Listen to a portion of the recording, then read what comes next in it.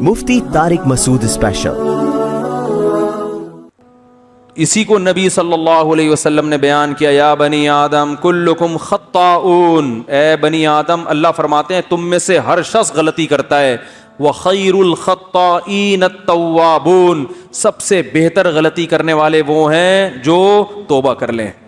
تو کعب ابن مالک کو جو اتنا بڑا مقام ملا، اگر وہ غلطی نہ کرتے تو یہ مقام ملتا؟ اس لیے علماء کہتے ہیں بعض دفعہ انسان گناہ کر کے ایسے مقامات تک پہنچ جاتا ہے جہاں تک وہ نہیں پہنچتا جس نے گناہ نہ کیوں۔ اب یہ عجیب بات ہے نا، یہ باتیں بتائی نہیں جاتی۔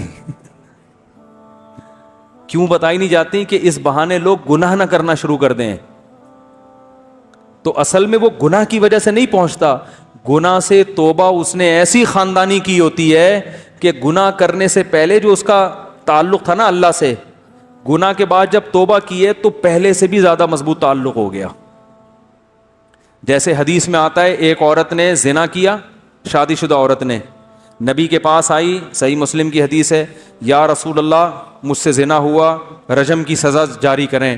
4 دفعہ آئی، آپ نے حکم دیا پتھروں سے مار کے ہلاک کیا جائے، تو پتھروں سے مار کے اس کو ہلاک کیا گیا۔ آپ نے نماز جنازہ پڑھی، حضرت عمر نے فرمایا یا رسول اللہ ایک زانیہ عورت کا جنازہ پڑھاتے ہیں، آپ نے فرمایا لقد تابت توبۃ لو قسمت 70 من اہل المدینہ لوسعتہم، ایسی خاندانی توبہ کی ہے کہ اگر مدینہ کے 70 گناہ گاروں میں ڈیوائڈ کر دی جائے تو ہر ایک کی بخشش ہو جائے۔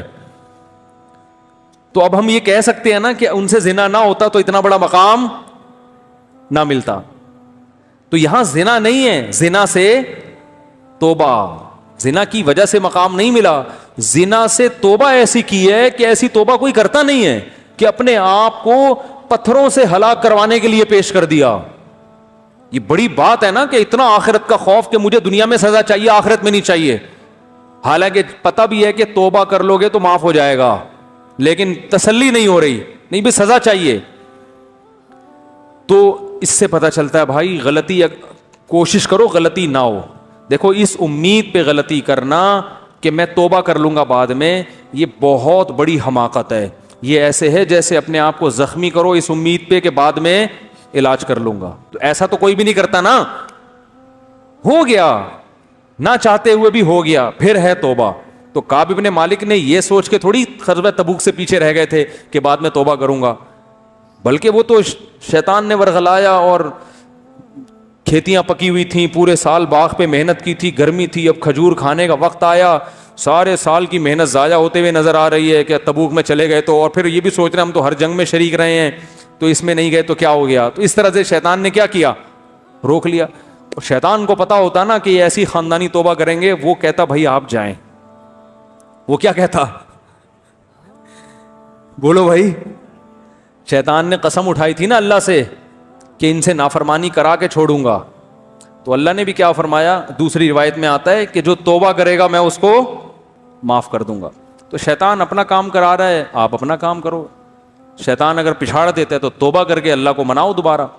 تو کعب ابن مالک کی جو کو اتنا جو عزت ملی اس لیے کہ غلطی کا اعتراف کیا، جو سزا مل رہی ہے اس کو اللہ کا حکم سمجھ کے برداشت کی، اتنا بڑا مقام مل گیا ان کو جو غزوہ تبوک میں پیچھے رہ گئے تھے۔ منافقین نے کیا کیا اور مخلصین نے کیا کیا، اب دونوں کا آپ دیکھیں۔ آپ صلی اللہ علیہ وسلم جو تمام مخلوق میں سب سے افضل اور برتر ہیں، اس حیثیت سے نہیں کہ آپ عرب تھے، اس حیثیت سے نہیں کہ آپ قریشی ہیں، اس حیثیت سے نہیں کہ آپ ابراہیم علیہ السلام کی اولاد میں ہیں، نا نا نا نا نا، اس حیثیت سے کہ اللہ نے ساری دنیا کے سارے انسانوں تک اپنا پیغام پہنچانے کے لیے جو سلیکشن کی ہے وہ کس کی، محمد ابن عبداللہ صلی اللہ علیہ وسلم کی۔ تو اس حیثیت سے اگر اللہ کے نبی کی پیروی ہوگی، آپ کو راضی کریں گے، تو اس میں اللہ پہلے ہوگا، نبی بولو بھائی بعد میں، کیونکہ اس میں اصل مقصد کس کو راضی کرنا ہے، اللہ کو، اللہ کی رضا کے لیے نبی کو راضی کیا جا رہا ہے۔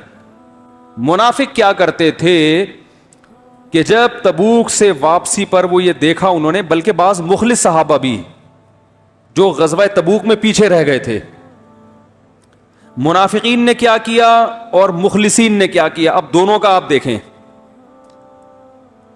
منافقین نے کیا کیا, انہوں نے کہا کہ جا کے نبی کے سامنے, نبی صلی اللہ علیہ وسلم ہم پہ غضبناک ہوں گے کہ اتنی سخت مصیبت میں تم نے ہمارا ساتھ کیوں نہیں دیا.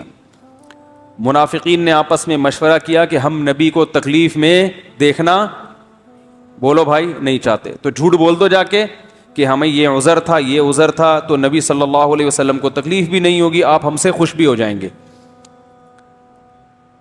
تو یہ وہ خوشی ہے جس میں آپ صلی اللہ علیہ وسلم کی ذات کو ملحوظ رکھا جا رہا ہے. آپ صلی اللہ علیہ وسلم کو من حیث الرسول راضی کرنے کی کوشش نہیں کی جا رہی, کیونکہ رسول کی حیثیت سے آپ کو راضی کرتے تو کہتے پہلے اللہ, اور اللہ جھوٹ بولنے پر راضی, بولو بھائی, نہیں ہوتا. انہی کے لیے اللہ نے فرمایا اے نبی اگر آپ ان سے راضی ہو بھی گئے اللہ نہیں ہوگا راضی, ان کو بتا دیں, ٹھیک ہے, نبی کو خوش کر لو, اللہ راضی نہیں ہوگا. اور جو مخلص تھے ہلال ابن امیہ, کعب ابن مالک, مرارہ ابن ربیع رضی اللہ عنہم, یہ تین صحابی مخلص تھے, یہ پیچھے رہ گئے. انہوں نے کیا سوچا کہ بھائی نبی کی رضا بذات خود مقصود نہیں ہے, وہ مقصود ہے اللہ کی وجہ سے, تو آج ہم سچ بولیں گے نبی ناراض ہو جائیں گے, لیکن اگر جھوٹ بولے تو نبی تو خوش ہو جائیں گے لیکن اللہ ناراض. تو انہوں نے صاف صاف آ کے کہا, جب رسول اللہ صلی اللہ علیہ وسلم نے کعب ابن مالک سے پوچھا الم تکن قد ابتعت ظہرک, اے کعب ابن مالک تمہارے پاس سواری نہیں تھی تبوک میں جانے کے لیے؟ تو انہوں نے کیا فرمایا, یا رسول اللہ سب کچھ میرے پاس موجود تھا, کوئی عذر نہیں, کوئی عذر نہیں پیش کر سکتا میں. آپ صلی اللہ علیہ وسلم کا چہرہ غصے سے, بولو بھائی, سرخ ہو گیا. دیکھو تکلیف ہو رہی ہے نا آپ کو, لیکن کعب بن مالک کیا سوچ رہے ہیں, بھائی اگر اللہ کو ناراض کر کے اللہ ناراض ہو جائے گا, میں بھی, وہ فرماتے ہیں کہ مجھے اتنے لوگوں نے ورغلایا کہ جھوٹ بول دو, کہ قریب تھا کہ میں بھی کچھ, بھائی نبی کی یہ تکلیف تو نہیں دیکھی جاتی تھی نا صحابہ سے. تو وہ کیا کہتے ہیں, میں نے کہا یا رسول اللہ کوئی عذر میرے پاس نہیں. آپ کا چہرہ انور غصے سے کیا ہو گیا, سرخ, اور آپ نے فرمایا قم, اڑ جاؤ یہاں سے. صحابہ کے لیے یہ جملہ پہاڑ سے کم نہیں تھا, جتنا ان کو عشق و محبت تھی نا نبی سے, ان کے لیے یہ جملہ, یہ کہنا آسان ہے, جس پہ گزری ہوگی وہ جانتا ہے اس جملے کا وزن کیا تھا. قم حتی یقضی اللہ فیک. ان بچوں کو کنٹرول کریں بھائی, یار مسجد کے کوئی خادم ہے نا, اوپر جا کے ذرا بچے شور مچا رہے ہیں. قم حتی یقضی اللہ فیک, اٹھ جاؤ یہاں سے, اللہ تمہارے بارے میں فیصلہ کرے گا. اور یہ بھی نہیں کہ وقتی جذبات ہوں, آپ صلی اللہ علیہ وسلم نے تینوں صحابہ کے بارے میں حکم دیا کوئی ان سے بات چیت نہیں کرے. اتنا سخت بائیکاٹ کروایا کہ فرماتے ہیں کہ ہمارے لیے مدینہ کی گلیاں اجنبی ہو گئی تھیں, حتیٰ کہ ان کی بیویوں نے بھی نبی سے آ کے پوچھا یا رسول اللہ ہمیں ساتھ رہنے کی اجازت ہے؟ آپ نے فرمایا تم بھی الگ ہی اختیار کر لو. بیویوں کو حکم دیا. 2 صحابی تھے, ان کی بیویوں کو بوڑھے ہونے کی وجہ سے خدمت کی اجازت دے دی, باقی کعب ابن مالک جوان تھے, ان کی بیوی کو بھی حکم دیا الگ ہی اختیار کر لو. یہ وہ لوگ تھے جو ہر جنگ میں نبی کے ساتھ شریک رہے ہیں. کیسے ان کے دل میں خیالات آئے ہوں گے کہ یار ہم نے بدر میں بھی ساتھ دیا, ہم نے احد میں بھی ساتھ دیا, ہم نے خندق میں بھی ساتھ دیا. شیطان ورغلا سکتا ہے نا, ایک جنگ میں اگر ہم پیچھے رہ گئے تو ہمارے ساتھ معاذ اللہ یہ سلوک ہو رہا ہے. تو کعب ابن مالک رضی اللہ تعالی عنہ غزوہ احد میں بھی شریک رہے, غزوہ خندق میں بھی. وہ کہہ سکتے تھے میں سب میں شریک رہا, تو میرا ایسا بائیکاٹ کہ مجھے کہا جا رہا ہے مجلس سے اٹھ کے چلے جاؤ. ہم جیسے نالائق ہوتے تو کیا حال ہوتا ہمارا, ذرا ذرا سی بات پہ کیسے ہم لال پیلے ہو جاتے ہیں. وہ چلے گئے اٹھ کے. کیوں؟ اس لیے کہ وہ نبی کی ذات کو نہیں دیکھ رہے. بھائی کسی سے ذاتی جب مسئلہ ہو, کسی سے ذاتی محبت ہو, ذات کا مسئلہ ہو, تو وہ اتنا برداشت بولتے کیوں نہیں کرتا. باس کو برداشت نہیں کرتے لوگ, وہ یہ دیکھ رہے ہیں کہ یہ اللہ کے کیا ہیں, نمائندے ہیں بھائی. جب اللہ کسی بات کا, یہ جو کہہ رہے ہیں نا چلے جاؤ, تو یہ نہیں کہہ رہے. کون کہہ رہا ہے؟ اللہ کہہ رہا ہے. یہاں اکڑ دکھانا, یہ اللہ کے سامنے اکڑ دکھانا ہے جس نے ہمیں پیدا کیا. تو صحابہ جو رسول اللہ صلی اللہ علیہ وسلم کو دیکھتے تھے وہ اس حیثیت سے کہ آپ محمد ابن عبداللہ نہیں ہیں, آپ سید الانبیاء اور رسول اللہ ہیں. کتنی قربانیاں, لیکن نبی نے حکم دیا بیوی کو بھی الگ ہو جاؤ. اکیلے فرماتے ہیں کعب ابن مالک, میں 40 دن اس حال میں رہا ہوں کہ قرآن نے میری کیفیت کو بیان کیا. ضاقت علیہم الارض بما رحبت, زمین اپنی کشادگی کے باوجود کیا ہو گئی؟ تنگ ہو گئی. ایسی زمین ہو گئی. فرماتے ہیں کہ میں سلام کرتا تو کوئی میرے سلام کا جواب نہیں دیتا. اسی دوران فارس کے بادشاہ نے ایک لیٹر بھیجا, خط بھیجا آپ کے پاس کہ ہم نے سنا ہے کہ تمہارے ساتھیوں نے تمہیں جو مقام ملنا چاہیے وہ مقام نہیں دیا. تم عزت دار آدمی ہو, تمہارے ساتھ یہ کچھ ہو رہا ہے, آ جاؤ ہمارے پاس. کتنی بڑی آزمائش تھی کہ نہیں تھی؟ دشمن فائدہ اٹھاتا ہے نا ایسے موقع پہ. اور کتنا پروٹوکول ملتا ہے جب فارس چلے جاتے, فوراً وزارت مل جاتی ہے. یہاں کیا مل رہا ہے؟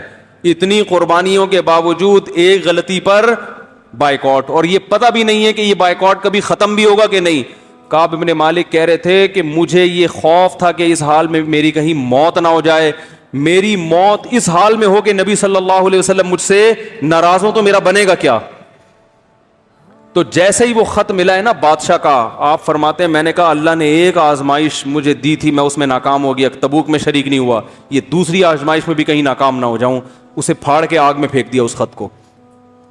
40 دن اسی طرح گزرے ہیں کہ پھر آپ صلی اللہ علیہ وسلم نے فجر کی نماز کے بعد صحابہ کی طرف رخ کیا اور فرمایا کہ آپ کا چہرہ جو ہے نا 14ویں کے چاند کی طرح چمک رہا تھا. آپ نے فرمایا کہ کعب ابن مالک کو خوشخبری سنا دو اور ان 2 صحابی کو بھی کہ اللہ نے ان کی توبہ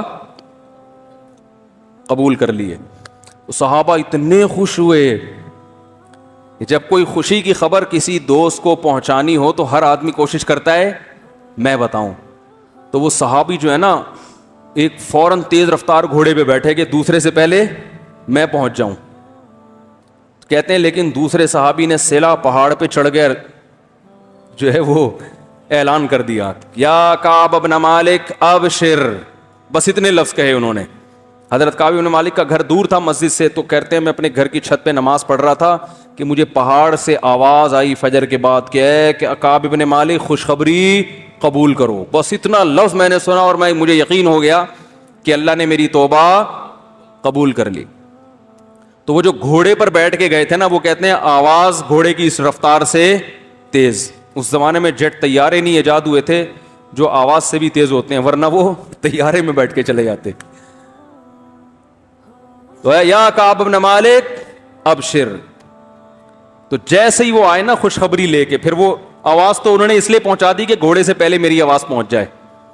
تو جیسے ہی آواز پہنچی ہے تو 2 صحابی نے خوشخبری دی تھی, ایک گھوڑے پہ آئے اور دوسرے وہیں سے اعلان کر کے پھر پیدل آ گئے. انہوں نے کہا جو بات تھی پہنچانی تھی پارسل تو کر دی ہے, اب آرام آرام سے آ جاؤ.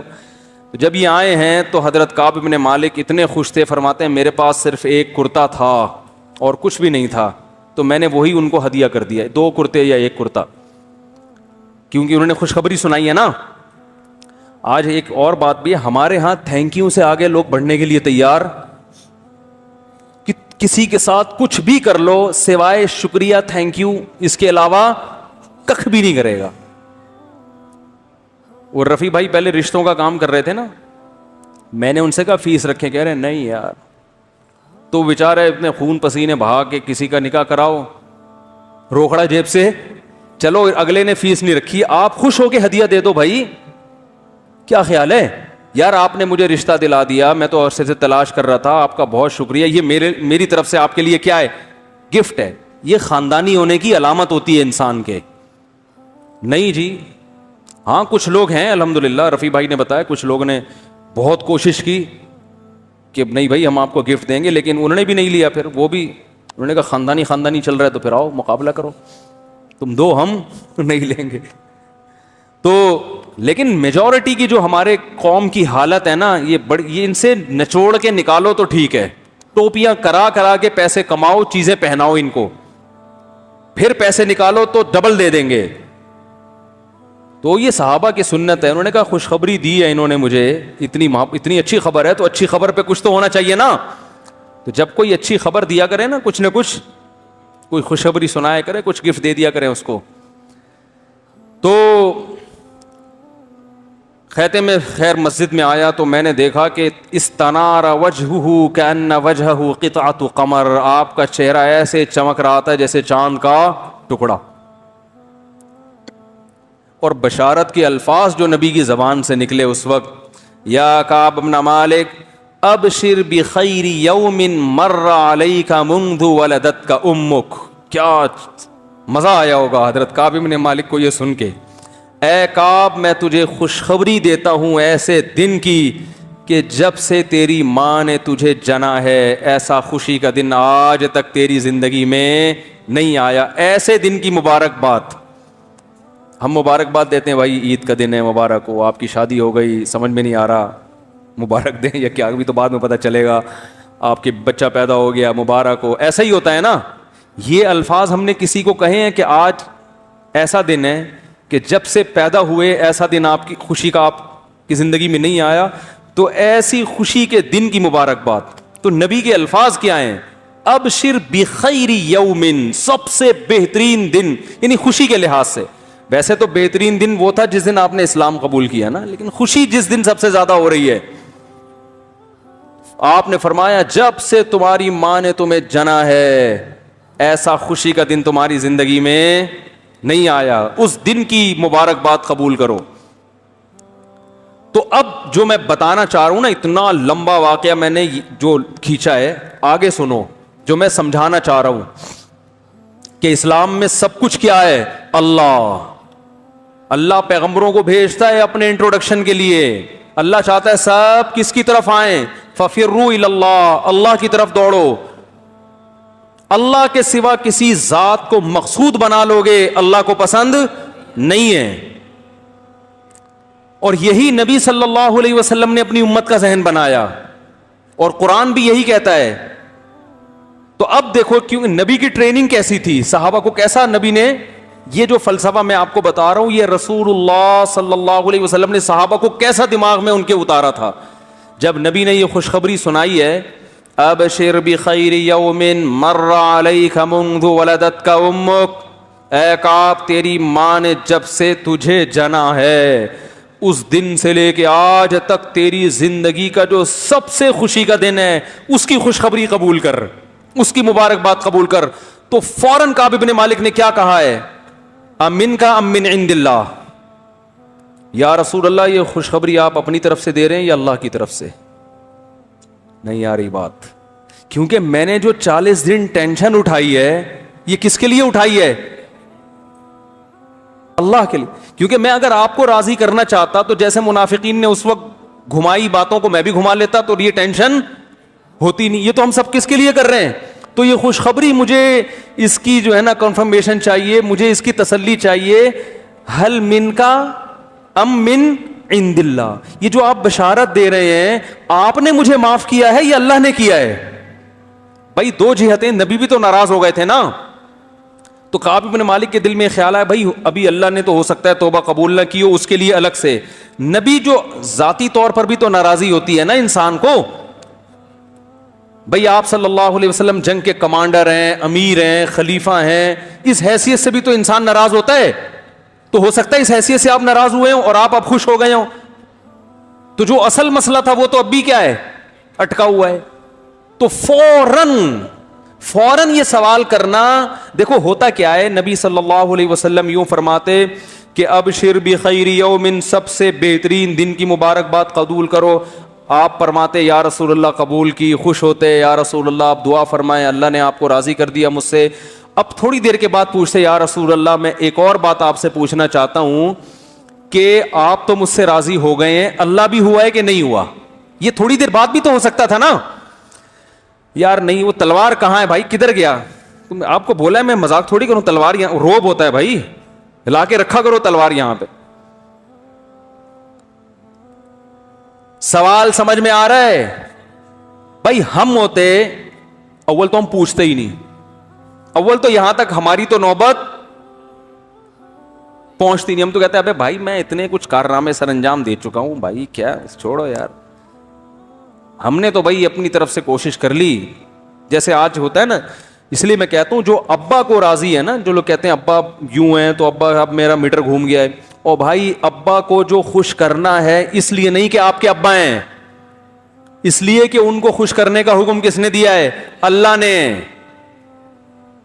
جب اللہ سامنے ہوتا ہے نا تو پھر انسان بڑوں کے سامنے نخرے نہیں کرتا. کہ باس سے لڑو بھائی, آپ نے کمپنی کے لیے بہت کچھ خدمات کی, ایک دفعہ آپ کی سے غلطی ہو گئی, باس نے کہا بھائی نکل یہاں سے, میں تیرا بائیکاٹ کروں گا, آپ جو جاؤ, اڑے تمہارے باپ کا تھوڑی کھاتے ہیں, تنخواہ لیتے ہیں, اچھا لگتا ہے, خدا میں آپ کو ایوارڈ دوں گا.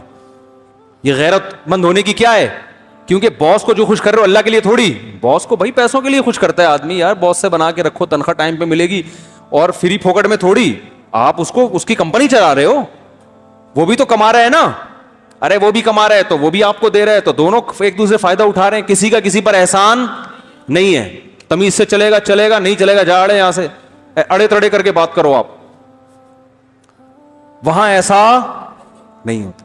اور باپ کا جو حیثیت ہے نا, ماں اور باپ کی, وہ یہ نہیں ہے کہ آپ کے ابا ہیں تو ابا اچھے چل رہے تھے تو آپ بھی اچھے چل رہے تھے, ابا کا میٹر شارٹ ہو گیا تو آپ نے 2 دفعہ برداشت کیا, 3 دفعہ میں آپ نے کہا ابا میں اب اس سے زیادہ برداشت نہیں کر سکتا, ایسی کی تیسی. نا نا نا نا, ابا کو جو راضی کرنا ہے وہ ابا کے لیے نہیں, وہ کس کے لیے؟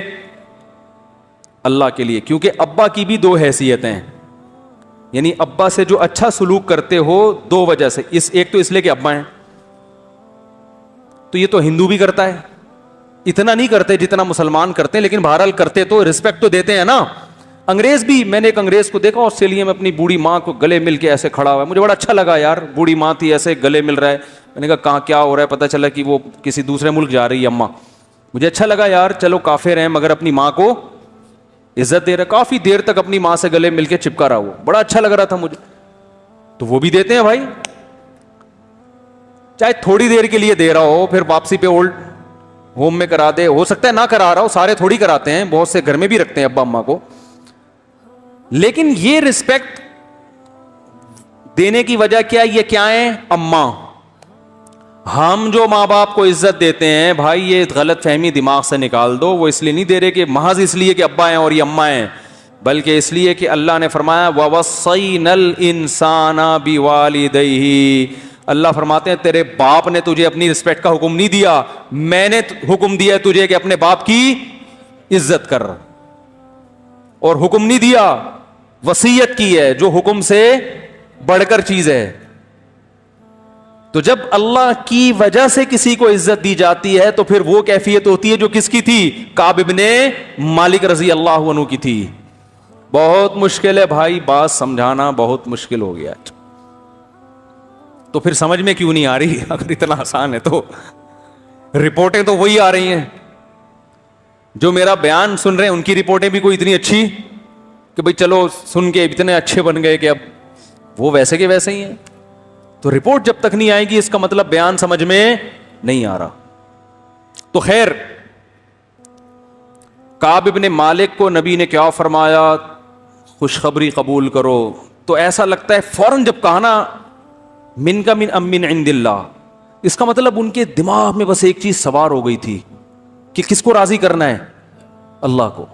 اس لیے فوراً پوچھا یا رسول اللہ یہ خوشخبری آپ کی طرف سے ہے یا اللہ کی طرف سے؟ نبی نے فوراً جواب, نبی بھی غضبناک نہیں ہوئے. ہاں میں کہہ رہا تھا اگر ہم ہوتے, پیر صاحب ہوتے جو مارکیٹ میں چل رہے ہیں, میں اپنے مرید سے کہتا, پہلے کئی دن ناراض رہتا, میں کہتا اب میں خوش ہو گیا ہوں. پیر وہ مرید کہتا کہ آپ کو اللہ کی طرف سے کوئی الہام ہوا ہے یا اللہ بھی مجھ سے خوش ہو گیا ہے؟ تو پیر کو غصہ آتا, ابے تو میں جب خوش ہو گیا تو اس کا مطلب اللہ بھی کیا ہے؟ خوشی ہے. یہی ہوتا ہے نا بھائی, میں اور اللہ میں کوئی فرق معاذ اللہ ہے ہی نہیں. پیر صاحب خوش ہیں تو کون خوش ہے؟ اللہ خوش ہیں. پیر صاحب ناراض ہیں تو کون ناراض ہیں؟ اللہ ناراض. تو خیر رسول اللہ صلی اللہ علیہ وسلم سے فوراً کعب ابن مالک نے پوچھا یا رسول اللہ امن کا امن عند اللہ, یہ جو خوشخبری آپ دے رہے ہیں کہ ایسا دن میری زندگی میں کبھی بھی نہیں آیا, اس دن کی مبارکباد جو آپ دے رہے ہیں یہ مبارکبادی آپ کی طرف سے ہے یا اللہ کی طرف سے؟ آپ نے فرمایا لا بل من عند اللہ. آپ اور خوش ہوئے, فرمایا نا نا نا میری طرف سے نہیں بلکہ کس کی طرف سے؟ اللہ کی. یعنی گویا بزبان حال بتایا کہ میں بھی جو اتنا خوش ہوں اس لیے کہ کس کی طرف سے بشارت ہے؟ اللہ کی طرف سے. جب اللہ خوش ہو گیا تو میں کیوں خوش نہیں ہوں گا؟ سمجھ میں نہیں آ رہی, میرا خیال ہے. تو کعب ابن مالک کہتے ہیں میں نے یہ عزم کیا کہ میں, اچھا اب دیکھو خاندانی لوگ تھے نا, وہ جو خوشخبری سنانے کے لیے آ رہا ہے اس کو بھی ہدیہ دے رہے ہیں, اور جب نبی سے تصدیق ہو گئی کہ اللہ نے وہی نازل کی, اور یہ سورہ توبہ میں یہ آیتیں ہیں وَعَلَى الثَّلَاثَةِ الَّذِينَ خُلِّفُوا, اللہ نے ان 3 کی توبہ بھی قبول کر لی. تو کعب ابن مالک کہتے ہیں میں سوچ بھی نہیں سکتا تھا کہ اللہ میری توبہ کو قرآن کا جز بنا دیں گے, قرآن کا جز بنا دیں گے جو ہمیشہ پڑھا جائے گا. دیکھو حضرت کعب ابن مالک کو اتنا پروٹوکول کیوں ملا ہے قرآن کی طرف سے, یہ سمجھنے کی چیز ہے. جو غلطی کرتا ہے اس کو تو پروٹوکول نہیں ملنا چاہیے نا یار. کاش یہ باتیں سمجھ میں آ جائیں یار. آج پورا معاشرے کے فالٹ ہی یہی ہے, معاشرے میں فالٹ ہی یہی چل رہا ہے مارکیٹ میں. آپ کسی کو بول دو نا میں نے غلط کیا ہے, وہ سمجھے گا اگر میں نے مان لیا نا میں نے غلط کیا تو میری بے عزتی ہو جائے گی, یہ سمجھا جائے گا کہ میں کیا کرتا ہوں, غلط کرتا ہوں, لہذا میری کسی بات پر آئندہ اعتماد ختم ہو جائے گا. لہذا اب اس کو صحیح کرنے کی کوشش میں لگ جاتا ہے انسان. باس اپنے ملازم سے بول دے کہ تم نے غلط کیا, وہ مانے گا ہی نہیں, کیونکہ مان لیا تو مطلب کیا ہے یار ہم تو پھر غلط آدمی, ہم تو غلط بھی کرتے ہیں. باس نے غلط کیا, کسی نے کہا کہ سر آپ یہ غلط کر رہے ہیں, وہ مان لے گا میں نے غلط کیا, تو نتیجہ کیا نکلے گا؟ وہ سمجھے گا کہ میری بےزتی ہو جائے گی, میری بےزتی ہو جائے گی تو پھر میرے اعتماد ختم ہو جائے گا, اعتماد ختم ہو جائے گا تو وہ یہ تو بندہ ہی ٹھیک نہیں ہے, جب بندہ ہی ٹھیک نہیں ہے تو میری کوئی بات پھر تو ہر بات ہی غلط ہوگی. تو وہ کہتا ہے نہیں میں نے غلط نہیں کیا. اور میاں بیوی کا تو صبح شام سیٹ اپ ہی یہی ہے. شوہر بیوی کو بولے تم نے غلط کیا, مان لے گی؟ ہو ہی نہیں سکتا. میں غلط, اور بیوی شوہر کو بولے تم نے غلط کیا ہے, وہ پہلے سے اعتراف کر کے بیٹھا ہوا ہوتا ہے میں نے کبھی صحیح بھی کیا ہے, یعنی مطلب وہ بھی نہیں مانتا. پہلے میں نے صحیح کہا تھا اب تھوڑا سا چینج کر رہا ہوں اپنا بیان. وہ بھی نہیں مانے گا, اور حقیقت ہے نہیں مانتے. چینج نہیں کر رہا, حقیقت بیان کر رہا ہوں, واقعی نہیں مانتے. ہمارے پاس کیس آتے رہتے نا, اپنی غلطی کمبخت کوئی سننے کے لیے تیار نہیں ہے, ماننا تو دور کی بات, ماننا تو دور کی بات. تو دیکھو یہاں حضرت کعب ابن مالک سے غلطی ہوئی, پروٹوکول اتنا ملا کہ قرآن میں ان کے لیے آیتیں اتر گئیں کہ تم 3 کی توبہ اللہ نے قبول کر لی ہے. ایسا اتنی عزت, 3 سارے جانتے تھے یہی 3 ہیں.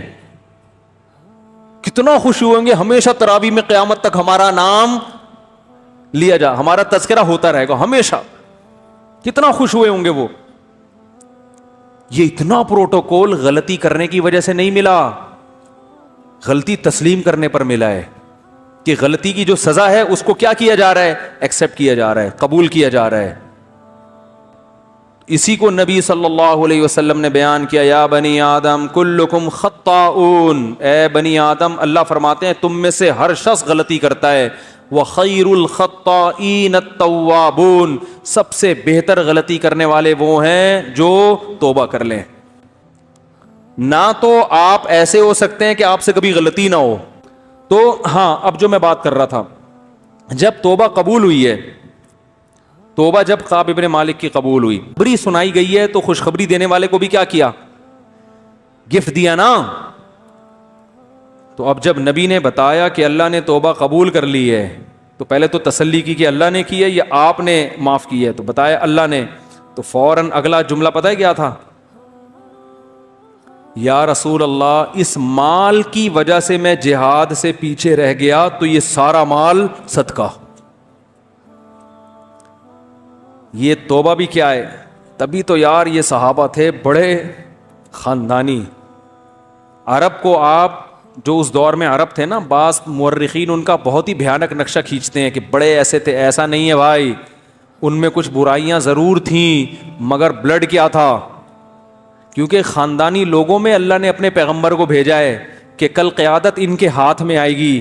بنی اسرائیل کو میں اللہ نے موسیٰ علیہ السلام کو تو بھیجا, مگر بنی اسرائیل کو پوری دنیا کی قیادت اللہ دینا چاہتے ہی نہیں تھے, اور موسیٰ علیہ السلام آخری نبی بھی نہیں تھے, ان کے بعد بھی نبیوں کا سلسلہ جاری ہونا تھا, تو اللہ نے بنی اسرائیل دے دی. کیسے نالائق تھے نا, کہیں سے بھی خاندانی چیزیں تھیں ان کے اندر. چند ایک کو چھوڑ کر, چند ایک کی تو اللہ نے تعریف کی ہے, لیکن بنی اسرائیل میں اکثریت کیا تھی, جس بات کا حکم دو یہ ہر بات میں, اور یہ سخاوت تو تھی نہیں.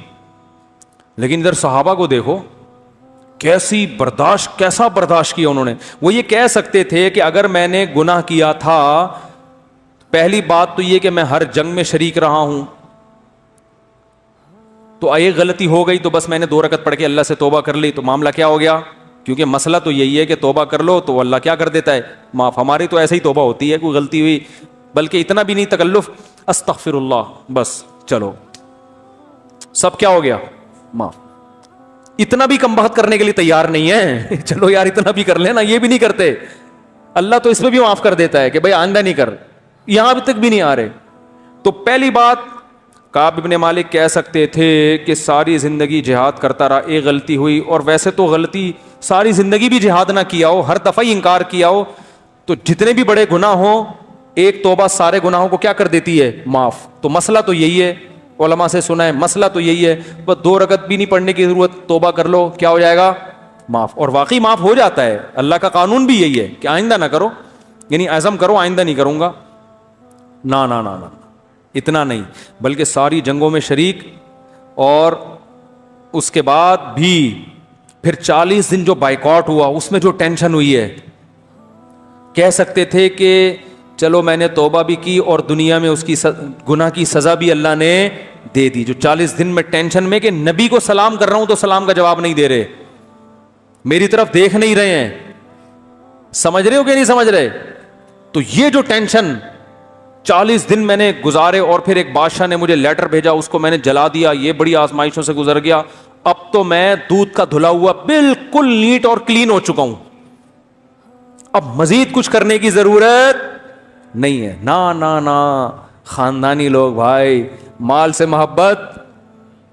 جو صحابہ کی غلطیوں کو ہائی لائٹ کرتا ہے نا, وہ سمجھ رہا ہوتا ہے کہ وہ اپنے اوپر قیاس کر رہا ہوتا ہے کہ جیسے ہم سے ہوتی ہیں تو اسی طرح ان سے. ان کی غلطیوں میں اور ہماری غلطیوں میں زمین اور آسمان کا فرق ہے. ان کی غلطیاں ایسے ہوتی ہیں جیسے آدم علیہ السلام کو شیطان نے ورغلا کے جنت کا درخت کھلا دیا.